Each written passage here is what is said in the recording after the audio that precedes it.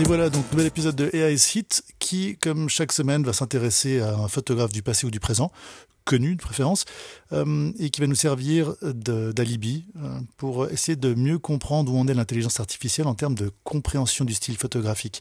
Donc pour les informations de bio et sur le style, d'un point de vue verbal, ça va être ChatGPT. J'avais parlé d'utiliser d'autres outils, mais c'est pas encore au point, donc de mon côté. Donc on va continuer comme ça. Et ensuite pour les illustrations, ça sera DALL-E et Midjourney, avec DALL-E les images à gauche et Midjourney à droite. Donc voilà, intelligence artificielle, est-ce que tu peux nous en dire plus sur ce photographe ? 1. Jeunesse et débuts. Robert Capa est né Andréan Friedman le 22 octobre 1913 à Budapest, Hongrie. Adolescent, il était politiquement actif et a été persécuté pour ses opinions de gauche, ce qui l'a poussé à déménager à Berlin en 1931. C'est à Berlin qu'il a commencé sa carrière en photographie, travaillant pour l'agence de Faux. Voilà les deux premières images, comme à chaque fois, je demande à l'intelligence artificielle une photo de quelqu'un qui ressemble au photographe, qui est en train de prendre une photo derrière son appareil. Et les styles, tout de suite, on voit bien la différence de style entre DALL-E et Midjourney. Pas beaucoup de changements. Midjourney a toujours tendance à pas comprendre ce que veut dire derrière l'appareil, donc voilà. Ensuite, pour ce qui est de la ressemblance au photographe, je trouve que Midjourney se débrouille assez bien. Alors, ça donne peut-être des indications sur l'apprentissage de l'intelligence artificielle, mais continuons. 2. Pseudonyme et collaboration avec Gerda Taro, à Paris. Après avoir quitté Berlin à cause de la montée du régime nazi, Friedman rencontre et tombe amoureux de la photographe Gerda Taro. Il décide de travailler sous un seul pseudonyme, Robert Capa, créant un photographe américain fictif très demandé. Ce choix stratégique visait à augmenter la valeur de leur photographie. 3. Guerre civile espagnole. La réputation de Capa s'est solidement établie pendant la guerre civile espagnole, 1936-1939. L'une de ses images les plus emblématiques, connue sous le nom de Le soldat tombant, capture un soldat républicain au moment précis où il est abattu. Cette photographie reste l'une des images de guerre les plus reconnues. 4. Seconde Guerre mondiale et D-Day. Pendant la Seconde Guerre mondiale, Capa a été témoin de nombreux événements majeurs. Il était avec les Alliés lors de la campagne d'Afrique du Nord, l'invasion de la Sicile, et surtout sur les plages de Normandie lors du D-Day. Sa série de photos de ce jour, souvent appelées les Magnifiques 11, sont parmi les images les plus emblématiques de la guerre, bien que de nombreux négatifs originaux aient été accidentellement détruits. 5. Après-guerre et Magnum Photo. Après la guerre, Capa a cofondé Magnum Photo en 1947, une coopérative photographique internationale, avec Henri Cartier-Bresson, David Seymour, George Roger et William Vandiver. L'organisation a joué un rôle crucial dans la redéfinition du photojournalisme, mettant l'accent sur l'importance de la perspective et de la voix du photographe. 6. Fin de vie et héritage. Tragiquement, la vie de Capa a été écourtée lorsqu'il a sauté sur une mine antipersonnelle en couvrant la première guerre d'Indochine à Tay Binh, Vietnam, le 25 mai 1954. Il est décédé à l'âge de 40 ans. Malgré sa brève existence, l'héritage de Capa en tant que l'un des plus grands photographes de guerre demeure inégalé. Son axiome, si vos photos ne sont pas assez bonnes, c'est que vous n'êtes pas assez prêt, reflète son engagement à saisir les moments bruts et intimes du conflit. Ensuite, les images, donc les illustrations à partir de l'histoire du photographe.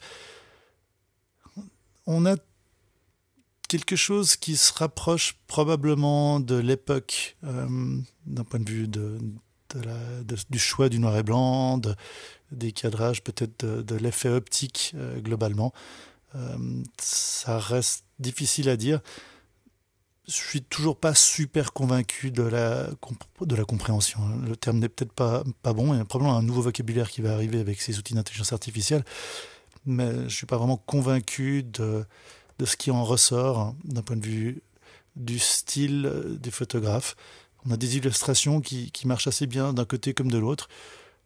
Peut-être que les essais de texte, comme par exemple sur les images de Dali, qui ne veulent rien dire dans une langue un peu bizarre. Alors, est-ce que ça représente la langue de l'intelligence artificielle qu'elle est en train de se construire ? Je ne sais pas. Mais après, je suis peut-être une ou deux images où on peut trouver peut-être des stigmates du style du photographe, mais pas beaucoup plus. On va prendre quelques exemples de ces photos pour le côté éducatif de la chose. Quelques images plus ou moins connues, dont celle du débarquement, dont celle au niveau de ce soldat qui s'effondre pendant la guerre d'Espagne. Photo qui a été un petit peu débattue par rapport à son authenticité, aussi ces photos de portraits, notamment de peintres connus, ou à la fin ces photos couleurs ou de la guerre en fait en Indochine. Voilà quelques images qui donnent une idée sur son style. Voilà vraiment pour le coup des photos historiques. Mais intelligence artificielle, est-ce que tu peux nous en dire plus sur son style?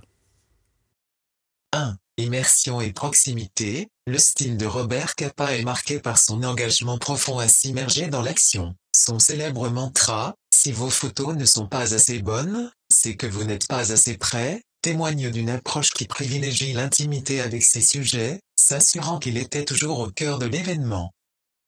Alors à nouveau, les images ici sont promptées, on va appeler ça comme ça, sont demandées à l'intelligence artificielle, toujours dans le style du photographe, et basées sur la description des éléments de ce style.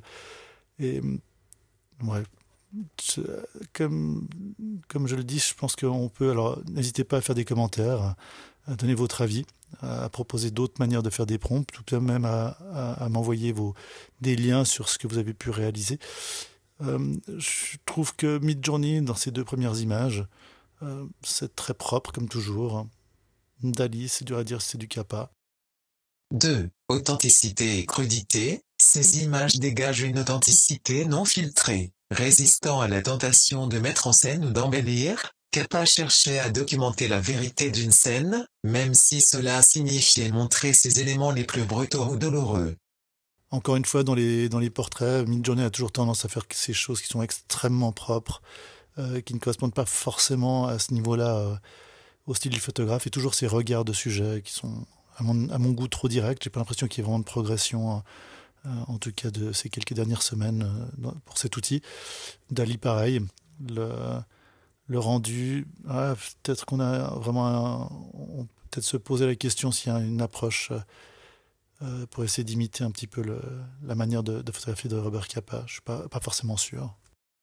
3. Humanisme plutôt qu'héroïsme. Alors que la guerre elle-même est vaste et écrasante, Capa se concentrait souvent sur l'individu. Ses photographies mettaient fréquemment en avant le côté humain du conflit, le courage, la vulnérabilité, la peur, et la résilience des soldats comme des civils, mettant l'accent sur le personnel plutôt que sur le purement politique ou stratégique. Encore une fois, le côté dramatique.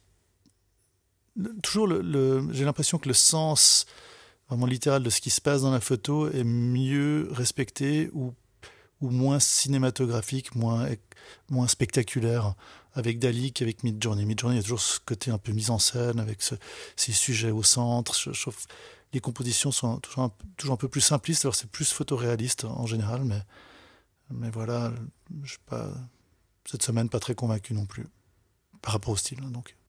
4. Intuition et timing. Capa avait une capacité remarquable à détecter et capturer des moments charnières, rendant nombre de ses photographies emblématiques. Il ne se contentait pas de documenter des événements, il encapsulait l'essence, souvent grâce à des décisions prises en une fraction de seconde et basées sur son intuition aiguisée. Alors ici, je trouve intéressant, à gauche avec Dali, cet effet de mouvement, oser proposer une image qui est techniquement imparfaite, avec une sensation de quelque chose qui se passe, de tension. Pas parfait, mais il y a quelque chose de plus, je trouve, que Midjourney, où il y a vraiment là le rendu illustratif, hyper réaliste, habituel. Alors, une composition qui est malgré tout assez forte, mais je retrouve plus du Capa avec Dali qu'avec Midjourney ici. 5. Composition dynamique. Ces compositions, souvent dictées par l'imprévisibilité de la guerre, transmettaient un sentiment de mouvement et d'urgence. Ce dynamisme, combiné à sa préférence pour travailler au cœur de l'action, produisait des images à la fois viscérales et captivantes. 6. Héritage dans le photojournalisme. Au-delà des spécificités de son style, l'influence de Capa peut être observée dans l'évolution même du photojournalisme de guerre. Son approche, caractérisée par une intimité rapprochée, une emphase sur les histoires humaines et un dévouement inébranlable à la vérité, a établi une nouvelle norme pour la manière dont les conflits étaient documentés, influençant des générations de photographes à venir. Et après, là, pareil, c'est toujours intéressant, les images que l'intelligence artificielle, je trouve, quand il y a des multiples sous-créations. Donc là, vraiment en exposition d'autres photos. Et là, je trouve que pour le coup, Midjourney, on a l'impression que les photos en arrière-plan pourraient correspondre à du Capa, même s'il n'y a pas le détail. Alors que Dali, là, c'est un petit peu plus générique. Alors, on remarquera que pratiquement toutes les photos sont restées en noir et blanc. À part quelques images Est-ce qu'il y a eu des images en couleur? Non, à part des modifications en sépia. Donc ça ne reflète pas totalement le travail de Capa, mais voilà. Alors, vu qu'on a une intelligence artificielle avec un Robert virtuel à disposition, on va peut-être en profiter pour lui demander un travail sur mesure.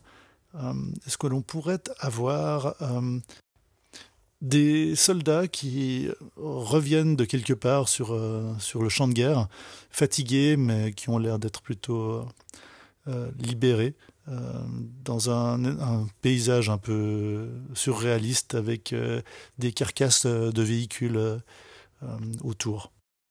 Alors ici, on va regrouper donc d'abord Dali, ensuite Midjourney, donc 4 de chaque. Et comme on peut le voir, alors Dali, je trouve toujours que les compositions sont peut-être plus intéressantes. Les carcasses de véhicules ne ressortent pas forcément sur les 2 premières images. On pourrait retrouver peut-être un peu du style de la patte du photographe, mais c'est peut-être un peu générique globalement.